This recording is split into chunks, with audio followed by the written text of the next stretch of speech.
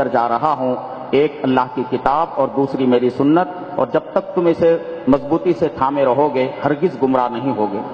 وأعداء الإسلام لم يتوقفوا عن محاولة الطعن في الإسلام وفي السنة منذ القرون الأولى وحتى اليوم۔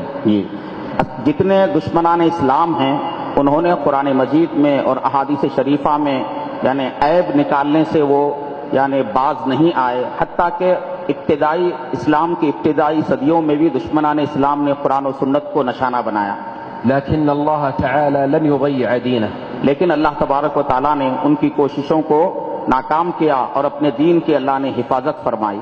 وقد قال في كتابه إنا نحن نزلنا الذكر وإنا له لحافظون۔ قرآن مجید میں اللہ نے فرمایا کہ بے شک ہم ہی نے قرآن کو نازل کیا ہے اور ہم ہی اس کے محافظ ہیں۔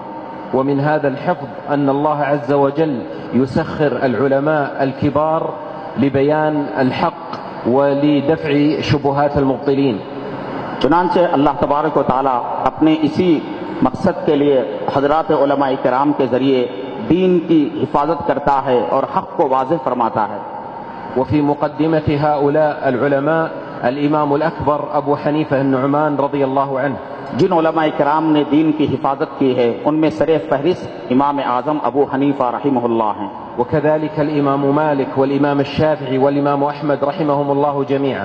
اسی طرح امام مالک اور امام شافعی اور امام احمد بن حنبل سارے ائمہ کرام ہیں، وهؤلاء كلهم على عقيدة واحدة ومنهج واحد۔ اور یہ سب کے سب ایک ہی عقیدے پر تھے جو صحیح اسلامی عقیدہ ہے۔ وليس بينهم خلاف، ان حضرات کے درمیان آپسی عداوت یا کسی قسم کی دشمنی نہیں تھی، إلا في بعض الفروع العملية التطبيقية۔ ان حضرات کے درمیان جو اختلاف ہے وہ بعض فروعی مسائل میں ہیں، وهو اختلاف رحمة وتوسعة على المسلمين۔ یہ ائمہ کا اختلاف امت کے لیے رحمت ہے اور امت کے لیے دین کے معاملے میں وسعت فراہم کرنا ہے، وهو تنوع في طريقة استنباط الحكم من الدليل۔ یہ اختلاف اس لیے ہے کہ کسی بھی شرعی دلیل سے استنباط کرنے کے طریقے میں تنوع پایا جاتا ہے، جس کی وجہ سے فروعی مسائل میں اختلاف ہو جاتا ہے۔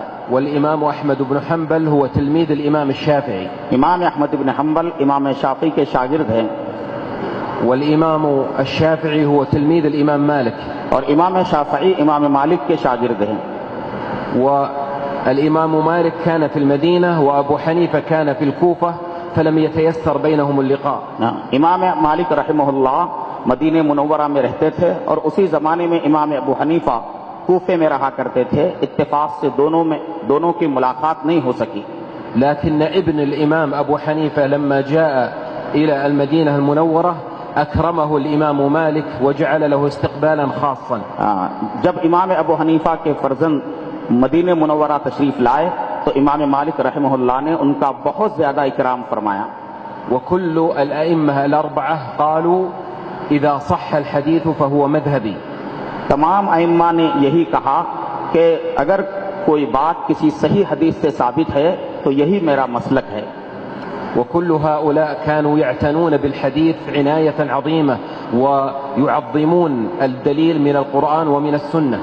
یہ سارے کے سارے ائمہ کرام احادیث کا بہت زیادہ لحاظ فرمایا کرتے تھے اور ان سبوں نے یعنی احادیث کو اور قرآن کو ترجیح دیا ہے۔ وقد وضعوا قواعد لاستنباط المسائل من النصوص۔ ان سب حضرات نے نصوص قرآن اور نصوص حدیث سے مسائل کے استنباط کے لیے اصولوں کو متعین فرمایا۔ وقدموا خدمات جلیلة للإسلام والمسلمين۔ اور اسلام اور مسلمانوں کے لیے عظیم خدمات انہوں نے پیش فرمائی۔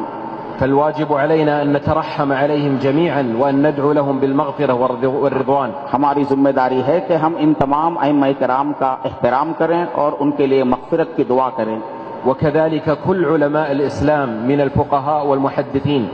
اسی طرح جتنے علماء اسلام ہیں، فقہا ہیں، محدثین ہیں، یہ سب کے سب ہمارے محسن ہیں اور ان کا اکرام کرنا ہماری ذمہ داری ہے۔ منذ القرون الأولى وحتى اليوم، یعنی ابتدائی صدیوں سے لے کر اب تک ان کی خدمات ہمارے لیے مشعل راہ ہیں۔ وكل من قدم خدمة للإسلام والمسلمين سواء بالوعظ أو بالتعليم أو بالتأليف أو بالتحقيق فكل هؤلاء يستحقون الاحترام۔ جتنے خدام اسلام ہیں کسی بھی طریقے سے جنہوں نے دین کی خدمت کی ہو، چاہے تعلیم کے راستے سے یا تبلیغ کے راستے سے یا نشر و اشاعت کے راستے سے، یہ سب کے سب دین کے خدام ہیں اور ان کا احترام کرنا ہماری ذمہ داری ہے۔ لا يجوز أن يكون اختلاف المذاهب الفقهية سببا لاختلاف المسلمين۔ فقہی مسالک میں جو اختلاف ہے وہ اختلاف مسلمانوں میں عداوت کا ذریعہ نہ بنے، اس کی وجہ سے مسلمان آپس میں ایک دوسرے سے دشمنی نہ کریں۔ إن الله تعالى يقول وإن هذه أمتكم أمة واحدة۔ اللہ تبارک و تعالیٰ فرماتا ہے کہ بے شک یہ تمہارا طریقہ ہے جو بالکل ایک ہی طریقہ ہے۔ ويقول سبحانه واعتصموا بحبل الله جميعا ولا تفرقوا۔ اللہ تعالیٰ فرماتا ہے کہ سب مل کر اللہ کی رسی کو مضبوطی سے پکڑو اور آپس میں تفریقہ نہ کرو۔ إننا في هذا الوقت الذي كثر فيه الفتن والحروب واستهداف المسلمين أحوج ما نكون إلى الاجتماع والائتلاف والمرحمة۔ اس وقت جبکہ فتنوں کا دورہ ہے اور خانہ جنگی کی صورتحال ہے اور امت مسلمہ بہت زیادہ خانوں میں بٹ رہی ہے، ہمیں سب سے زیادہ جس بات کی ضرورت ہے وہ یہ کہ ہم اپنی صفوں میں اتحاد پیدا کریں اور اپنے شیرازے کو بکھرنے نہ دیں۔ والبعد كل